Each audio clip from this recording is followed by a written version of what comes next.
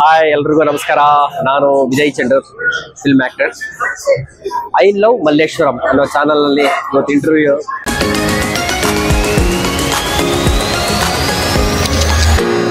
ಬಹಳ ಖುಷಿ ಆಗ್ತಾ ಇದೆ. ಹೆಸರೇ ಡಿಫ್ರೆಂಟ್ ಆಗಿದೆ, ಐ ಲವ್ ಮಲ್ಲೇಶ್ವರಂ ಚಾನಲ್.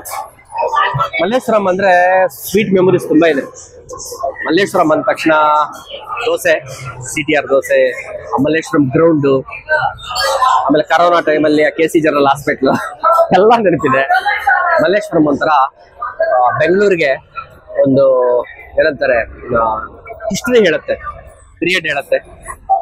ಹಳೆಯ ಮನೆಗಳು, ಒಳ್ಳೊಳ್ಳೆ ಸ್ಟ್ರೀಟ್ಸು, ಬೇಸಿಗೆಯಲ್ಲಿ ಬಿಸಿಲೇ ಬೀಳಲ್ಲ ಅಷ್ಟು ತಂಪಾಗಿರುವಂತ ರೋಡ್ಗಳು, ಮಳೆಯಲ್ಲಿ ಯಾವಾಗಲೂ ಹನಿ ಬೀಳ್ತಾನೆ ಇರುವಂತ ರೋಡ್ಗಳು, super. Malleshwaram is A good feel.